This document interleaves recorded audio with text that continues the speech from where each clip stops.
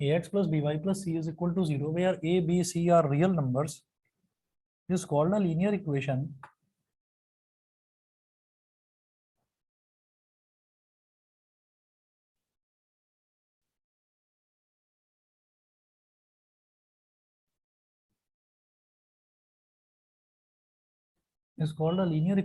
in two variables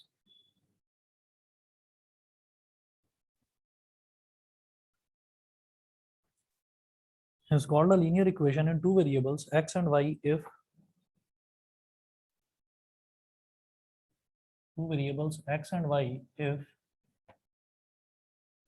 option A है a is not equal to b,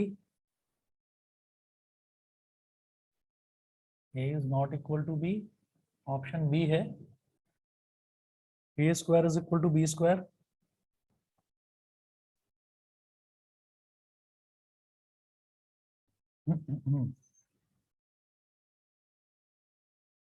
option C है a square plus b square is equal to 0,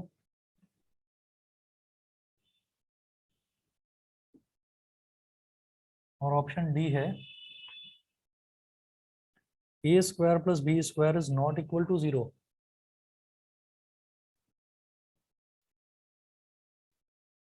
a square plus b square is not equal to 0।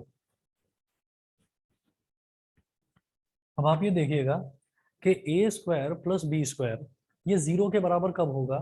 देखो a is not equal to b, हम ये बोलेंगे कि where a b c are real numbers is called a real equation in two variables x and y if, जैसे option A है a is not equal to b, तो a चाहे b के equal भी हो जाए, क्या फर्क पड़ता है।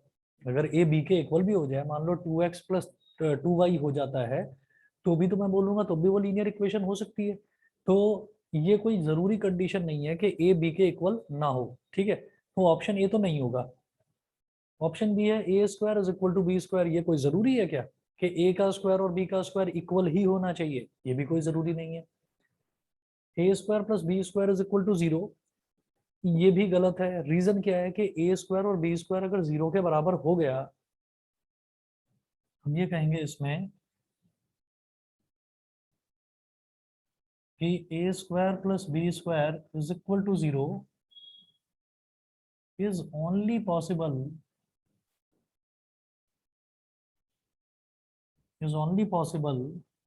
only when, ये सिर्फ और सिर्फ तभी पॉसिबल है जब a भी 0 के बराबर हो और b भी 0 के बराबर हो। a भी 0 के इक्वल और b भी 0 के इक्वल, जब a और b दोनों ही 0 के इक्वल, क्योंकि स्क्वायर है ना, स्क्वायर और दोनों के बीच में एडिशन हो रहा है। एडिशन का मतलब क्या है कि दो टर्म्स जो हैं वो ऐड हो रहे हैं। ऐड होने का मतलब ये है कि ऐड होने वाले दो टर्म्स अगर दोनों ही पॉजिटिव हैं तो उसका रिजल्ट कभी भी 0 नहीं आ सकता।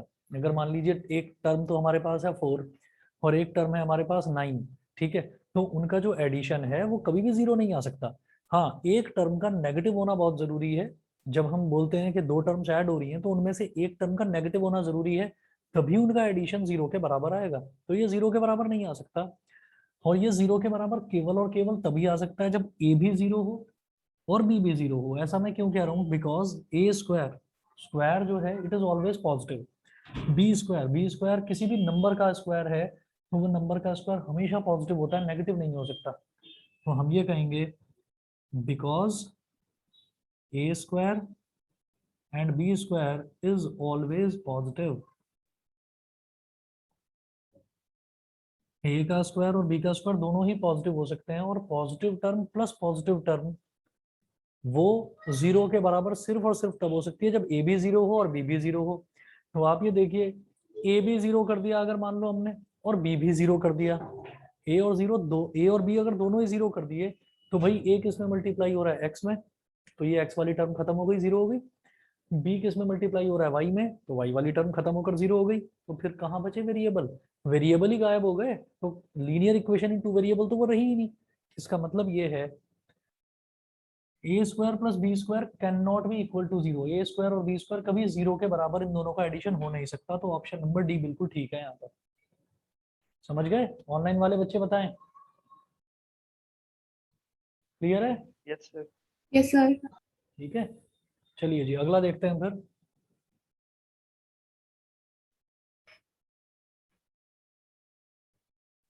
क्वेश्चन 15 देखेंगे। Every solution of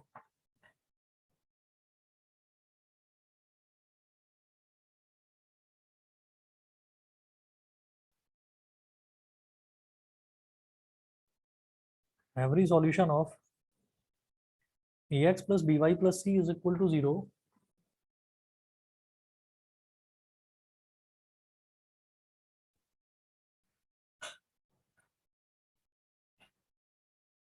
every solution of ax plus by plus c is equal to 0 is a pair of values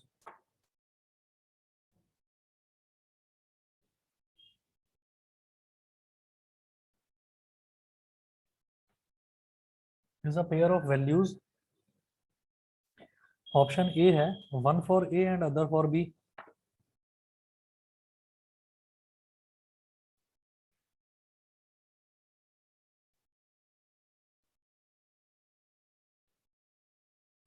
अब आप लोग बताइएगा क्या सही है इसका option.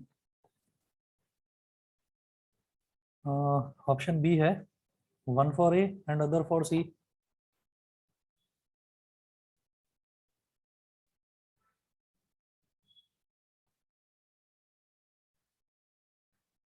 1 for a and other for c. Option C है 1 for b and other for c.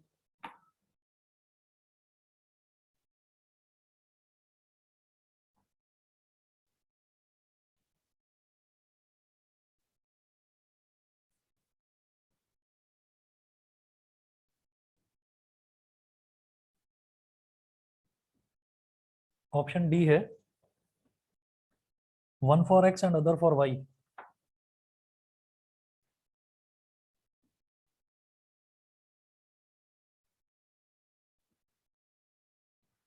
1 for x and other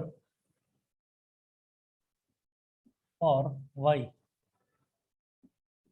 हम ये कहते हैं, वो क्या बोल रहे हैं, every solution of a x plus b y plus c is a pair of values. Option D. क्यों? क्योंकि जब भी मैं किसी लीनियर इक्वेशन को सॉल्व करता हूं तो लीनियर इक्वेशन को सॉल्व करने पर हमारे पास एक्स की और वाई की वैल्यूज आती हैं। ए और बी तो कांस्टेंट है, ए और बी तो कांस्टेंट है, उनके कोफिशिएंट्स हैं, इसकी वैल्यू कैलकुलेट नहीं करते हम एक्स और वाई की वैल्यू कैलकुलेट करते हैं। तो 1 for x and other for y, यानी कि ये क्या होता है, is every solution of this type of equation is a pair of values. तो उसमें पेयर यानी कि जोड़ा आता है वैल्यूज का, एक एक्स की वैल्यू आती है और एक वाई की। तो ऑप्शन नंबर डी यहाँ पर बिल्कुल ठीक है, इसको कोई सॉल्व करने की भी जरूरत नहीं है, आप समझ गए होंगे। ठीक है, अगला देखते हैं। Question number 16। 16 में है graphically a x plus b y plus c is equal to 0।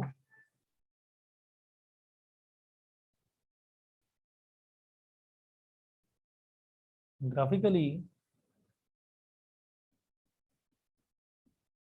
A x plus b y plus c is equal to 0 represents a line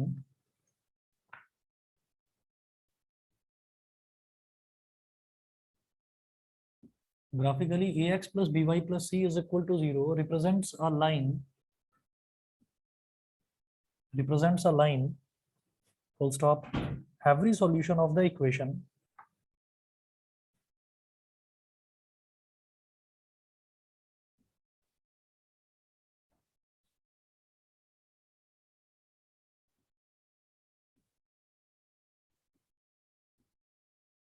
every solution of the equation is a point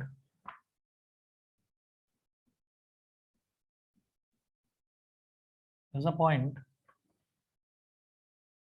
every solution of the equation is a point। अब options दे रखे हैं। Option A है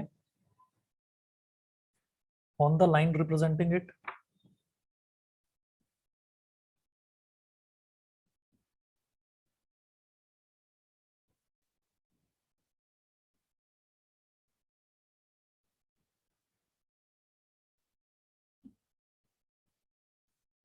option B है not on the line representing it.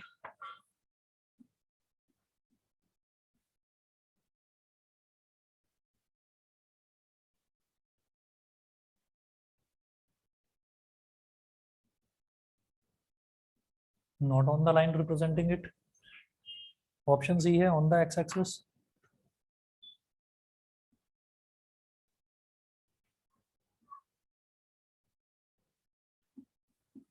और option D है on the y axis.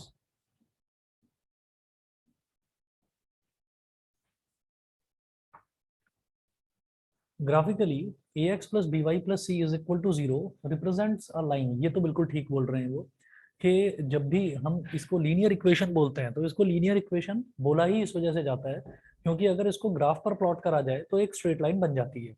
तो जब उसके सॉल्यूशन की बात करते हैं तो solution, every solution of the equation is a point. जो सॉल्यूशन निकलता है वो एक पॉइंट होता है और वो पॉइंट कहाँ लाई करता है, वो उसी लाइन पर लाई करेगा. जैसे मैं ये कहूँ कि एक मेरा ये ग्राफ है और ये इस पर पास होने वाली कोई लाइन है. तो यहाँ पर अगर मान लीजिए मैं बोलूँ कि ये वाला पॉइंट 3 है और ये वाला पॉइंट भी 3 है, तो 3,3 इसका एक सॉल्यूशन है तो वो इस लाइन पर लाई करेगा. दूसरा पॉइंट मान लीजिए इधर 5 है और इधर मान लो 6 है, तो 5,6 ये पॉइंट जो है 5,6 ये भी इसकी स्ट्रेट लाइन पर लाई करेगा. तो जो एक लीनियर इक्वेशन होती है उसको लीनियर इक्वेशन इस वजह से बोला जाता है कि उस इक्वेशन को अगर मैं प्लॉट करने लगूं कोऑर्डिनेट एक्सिस पर, कोऑर्डिनेट एक्सिस यानी कि एक्स एक्सिस और वाई एक्सिस को टुगेदर कोऑर्डिनेट एक्सिस बोल देते हैं, तो उस पर अगर हम प्लॉट करने लगे तो उसके जितने भी सॉल्यूशन होंगे, एवरी सॉल्यूशन, वो सारे के सारे उसी लाइन पर वो सारे के सारे पॉइंट्स लाई करेंगे. ठीक है, सारे पॉइंट्स उसी पॉइंट पर उसी लाइन पर सॉरी लाई करेंगे. तो इसका मतलब ऑप्शन ए है on the line representing it every solution of the equation is a point on the line representing it. ये जो लाइन है जो उस ग्राफ जो उस लाइन को, ये जो लाइन है जो इस इक्वेशन को रिप्रेजेंट कर रही है, तो हर एक सॉल्यूशन उसी लाइन के ऊपर लाई करता रहेगा. समझ गए?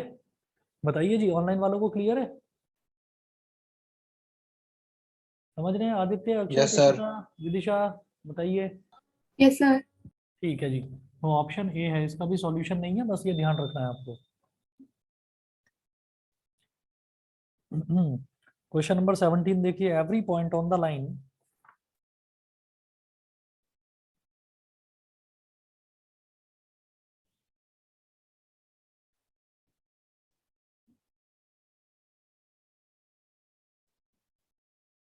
every point on the line representing the linear equation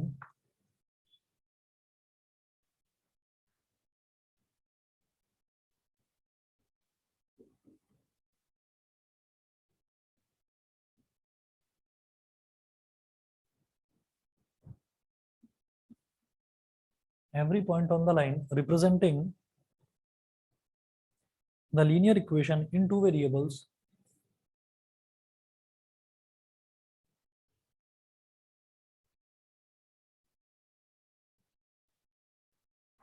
every point on the line representing the linear equation in two variables, option A है, may not be a solution of the equation.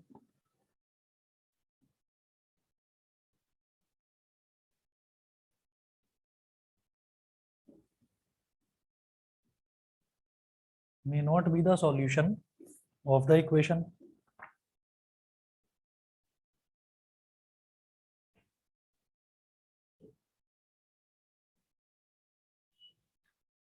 May not be the solution of the equation, ये तो option A है. Option B देखते हैं.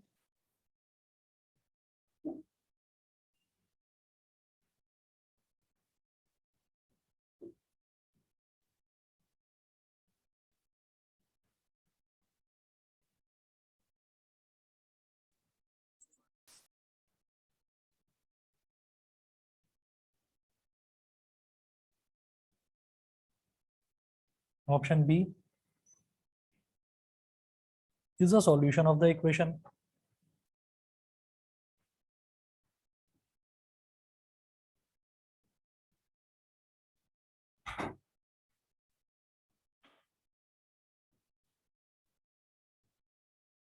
Option C is a solution if it is also a point on x-axis.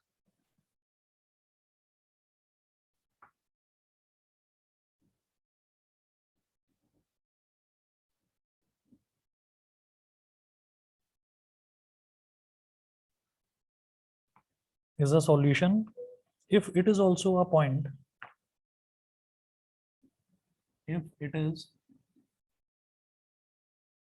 also a point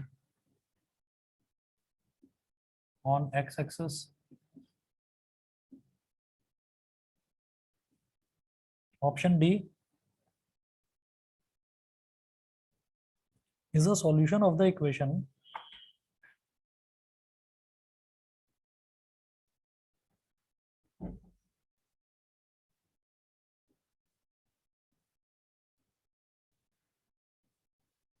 is a solution of the equation if it is also a point on y-axis.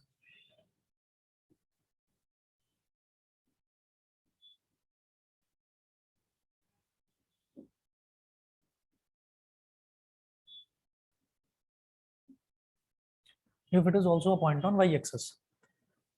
Every point on the line representing the linear equation. On the line representing the linear equation. Linear equation मान लीजिए हमको दे रखी है ax plus by plus c is equal to 0. ये standard form होती है किसी भी लीनियर इक्वेशन की. तो उस लीनियर इक्वेशन पर जितने भी पॉइंट्स हैं वो सारे के सारे उसका सॉल्यूशन ही होते हैं. जो ऑप्शन ए में दे रखा है may not be the solution of the equation, ये गलत है. उस लाइन पर लाई करने वाले जितने भी पॉइंट्स हैं वो सारे के सारे उसका सॉल्यूशन ही होते हैं. तो इसका ऑप्शन बी है is a solution of the equation. तो ऑप्शन बी बिल्कुल ठीक है. ये जो सी और डी है ये सिर्फ और सिर्फ कंफ्यूज करने के लिए दे रखा है. सी में is a solution if it is also a point on x axis. ये फालतू की बात. एक्स एक्सिस कहाँ से आ गई भाई? लाइन है, चाहे वो एक्स एक्सिस पर होकर गुजरे चाहे वो वाई एक्सिस पर होकर गुजरे, लाइन पर लाई करने वाले जितने भी पॉइंट्स होंगे वो उस इक्वेशन का सॉल्यूशन ही होंगे. ठीक है, अगले में वाई एक्सिस देकर कंफ्यूज कर रहे हैं तो बिल्कुल कंफ्यूज मत होइएगा. ऑप्शन नंबर बी हमारा बिल्कुल ठीक है. समझ गए? हाँ जी बताओ. इसी में बताइए बताइए. एनसीईआरटी एक्सरसाइज का है. अच्छा अभी बता रहा हूँ. 4.3 4.3 का. चलिए 1 मिनट वेट करो, अभी बताता हूँ.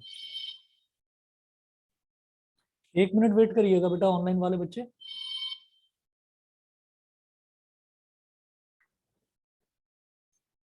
एनसीईआरटी की एक्सरसाइज 4.3 का क्वेश्चन नंबर 9 है. तो मैं लिख नहीं रहा हूँ इसको.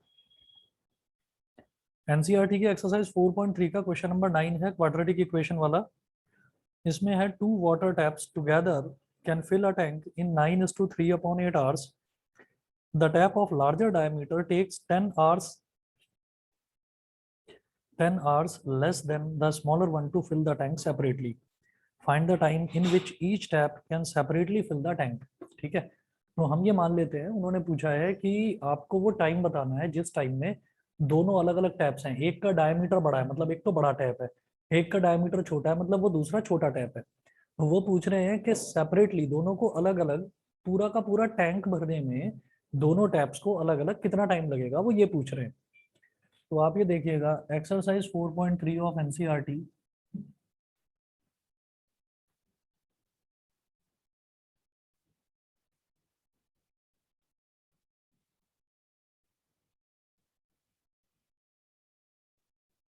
Question number 9. तो 2 टैप्स हैं.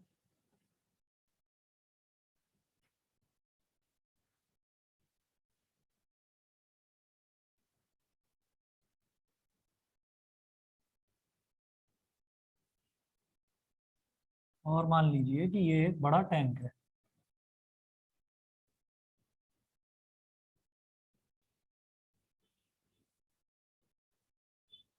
यहां से पानी आता है.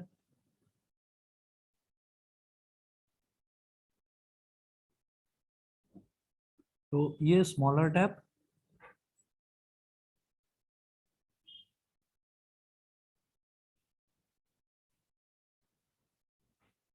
और ये larger tap.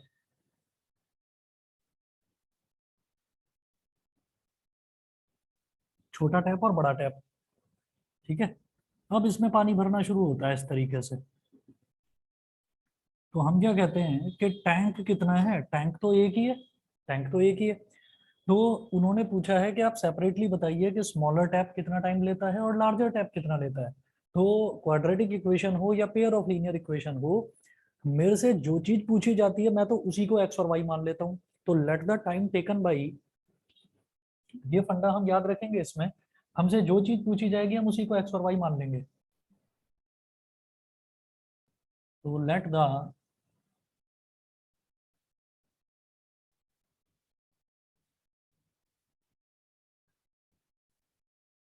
Time taken by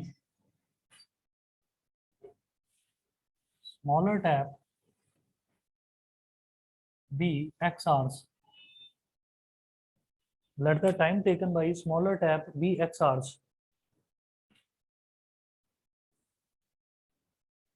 to fill the tank separately।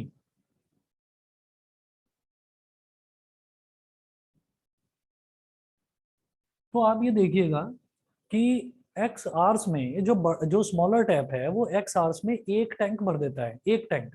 ठीक है, आप खुद ऐसे ही सोचो, आप ऐसे ही सोचो कि 2 घंटे में एक टैप है कोई, मैं ऐसे ही बोल रहा हूँ 2 घंटे, 2 घंटे में एक टैप एक पूरे टैंक को भर देता है 2 घंटे में।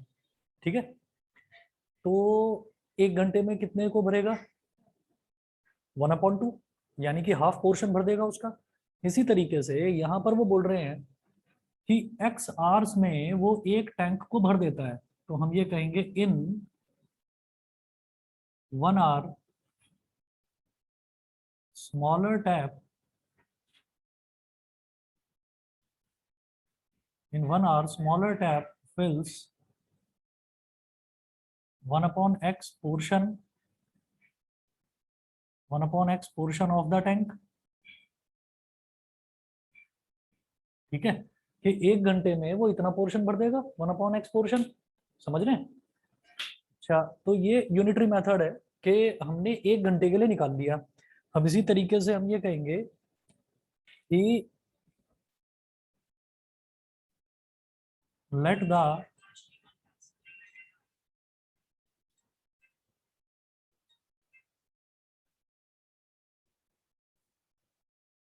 let the time taken by larger tap be y hours to fill the tank separately, to fill the tank separately। तो जो लार्जर टैप है वो y hours ले रहा है, हमने ये मान लिया। तो इन 1 hour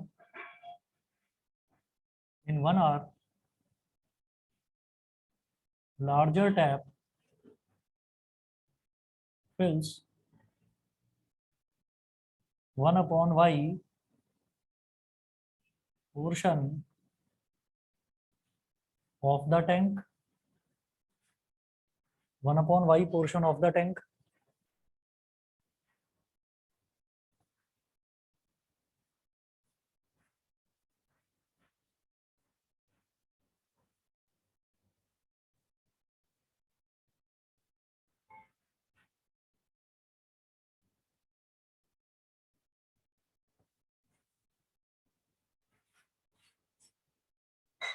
अब जरा क्वेश्चन में जो कंडीशंस दे रखी हैं, अब उन कंडीशंस को देखिए। जैसे यहाँ पर कंडीशन ये दे रखी है, the tap of larger diameter takes 1 hour less than the smaller one to fill the tank separately। ठीक है, find the time in which each tap can separately fill the tank। Two water taps together can fill a tank in 9:3/8 hours। ये बोला है the tap of larger diameter takes 10 hours less than the smaller one to fill the tank separately। ठीक है, तो to fill the tank separately, तो आप ये समझ लीजिए कि जो स्मॉलर टैप वाला है, जो स्मॉलर टैप है, स्मॉलर टैप को कितना टाइम लग रहा है एक्स आवर्स, और जो लार्जर टैप है उसको कितना लग रहा है वाई आवर्स। ये जो लार्जर टैप है इसको स्मॉलर टैप के कंपैरिजन में 10 घंटे कम लग रहे हैं, यानी कि जो वाई है ना लार्जर टैप वाला, बड़ा वाला जो टैप है वो वाई आवर्स ले रहा है, वो जो वाई आवर्स है वो एक्स के कंपैरिजन में 10 घंटे कम है।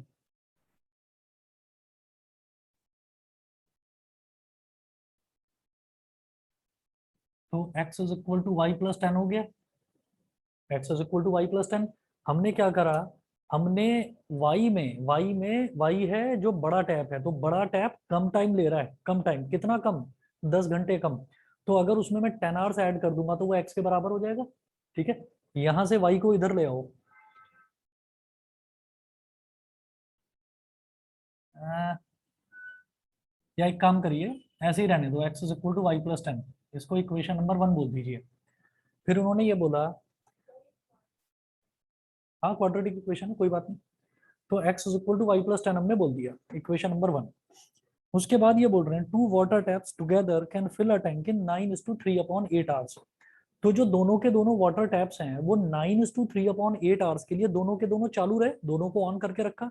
और जब दोनों को हमने ऑन करके रखा इतने टाइम के लिए, तो दोनों ने ही फिर उस पूरे एक टैंक को भर दिया। कितने टैंक को? एक टैंक को। तो हम ये बोलते हैं in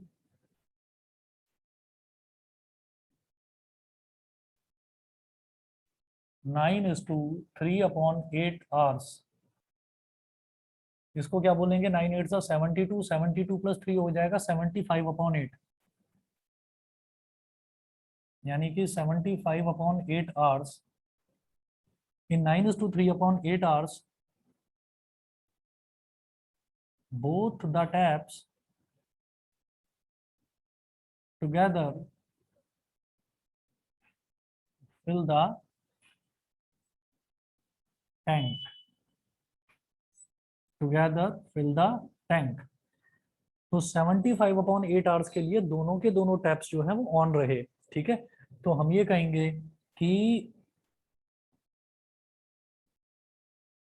larger tank, larger tap sorry, plus smaller tap is equal to, ये दोनों के दोनों क्या भर रहे हैं, ये एक टैंक को फिलअप कर रहे हैं। लार्जर टैप और स्मॉलर टैप दोनों मिलकर ये एक टैंक को भर रहे हैं, एक टैंक को फिलअप कर रहे हैं।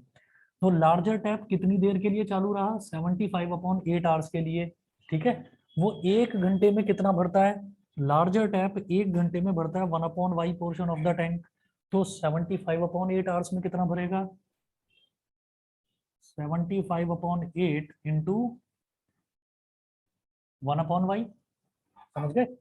ठीक है, उसने कहा कि वो एक घंटे में 1/y पोर्शन भर देता है, तो 75/8 आवर्स में कितना भरेगा? 75/8 इंटू 1/y। ठीक है, सिमिलरली जो स्मॉलर टैप है उसका क्या कॉन्ट्रीब्यूशन है, वो भी तो 75/8 आवर्स के लिए ऑन रहा।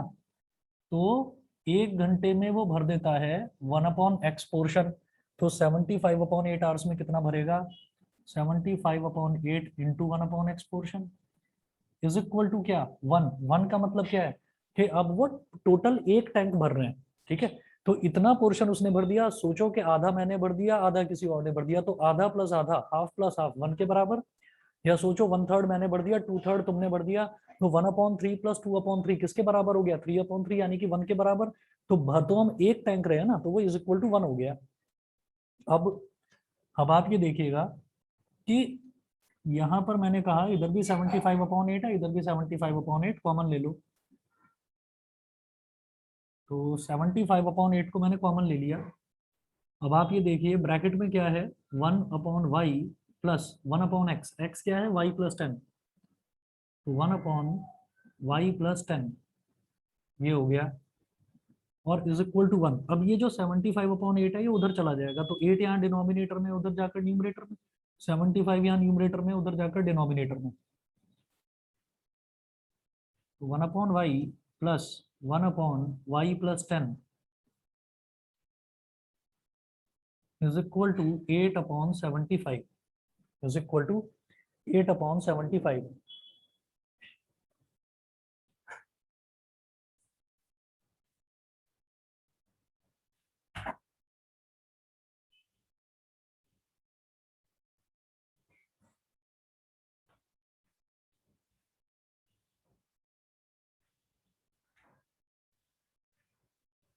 अब एलसीएम ले लीजिए। तो एलसीएम y और y प्लस 10 का एलसीएम क्या हो जाएगा? जब दोनों टर्म्स बिल्कुल अलग होती हैं तो ये मल्टीप्लाई हो जाती हैं, तो y इंटू वाई प्लस 10, फिर y प्लस 10 इधर 1 में मल्टीप्लाई हो जाएगा, तो इधर तो आ गया y प्लस 10, और ये y इधर 1 में मल्टीप्लाई हो जाएगा, तो इधर y इज इक्वल टू 8/75। 75 ये हो गया। ठीक है, अब इसको करें मल्टीप्लाई तो सॉरी सिंप्लीफाई करो तो y प्लस वाई कितना हो गया 2y प्लस 10 अपॉन डिनोमिनेटर में y into y plus 10 is equal to 8/75। Numerator से 2 ले लिया कॉमन, तो ये क्या बचा y प्लस 5, डिनोमिनेटर में y into y plus 10 is equal to 8/75। 2 1 जा 2, 2 4 जा 8, y प्लस 5 75 में मल्टीप्लाई हो जाएगा, तो y प्लस 5 इंटू 75, 4 इधर मल्टीप्लाई हो जाएगा, 4 इंटू वाई प्लस 10,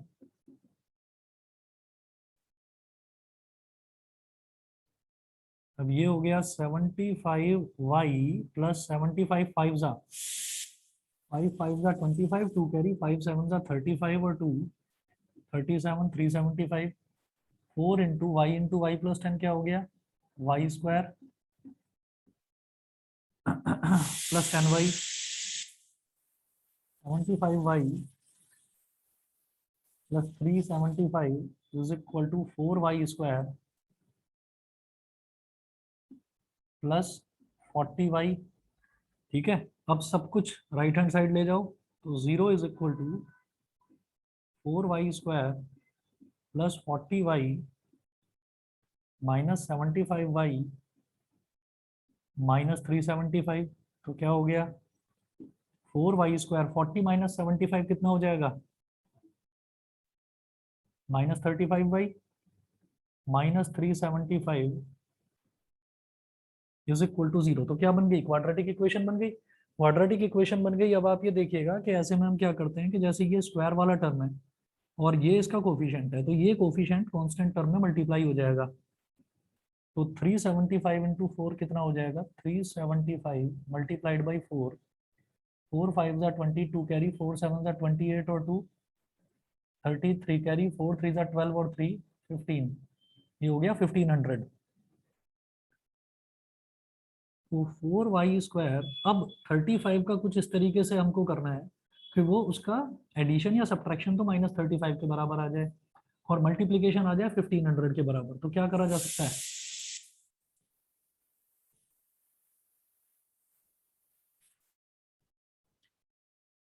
बताइए। 4 5 20 4 7 28 28 और 2 33 कैरी 4 3 12 1500। 35 को किस तरीके से करेंगे 1500 आ जाए, नहीं बन रही है बात, होगा कुछ देखिए।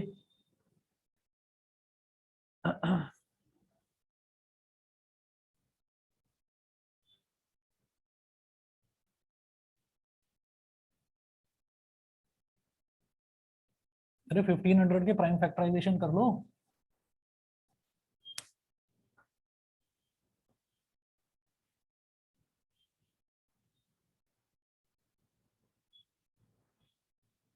सर 25 इंटू 60 से हो रहा है।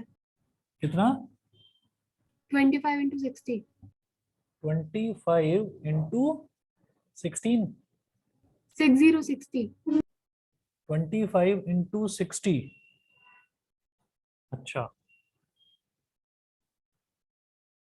तो minus 60y plus 25y minus 375 is equal to 0, ये ठीक है यही ना। और 25 और 35 60 होता है, बिल्कुल ठीक है।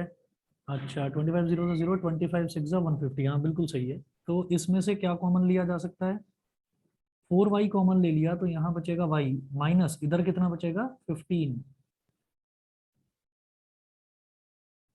प्लस इन दोनों में 25 ले लीजिए कॉमन, तो ब्रैकेट में क्या बचेगा y minus 15 is equal to 0।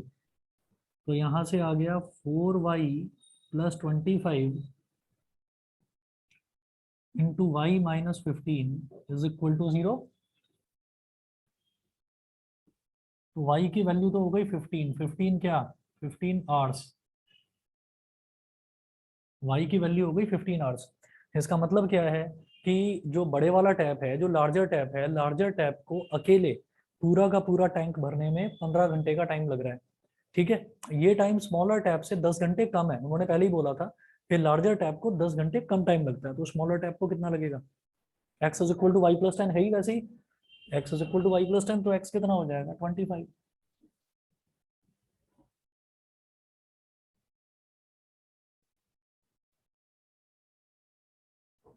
x is equal to 25 hours.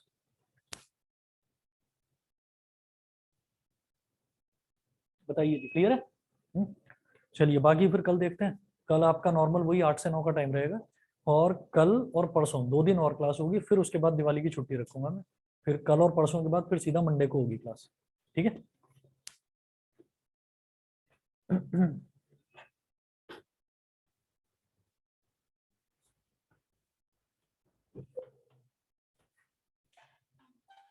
Okay ji, okay.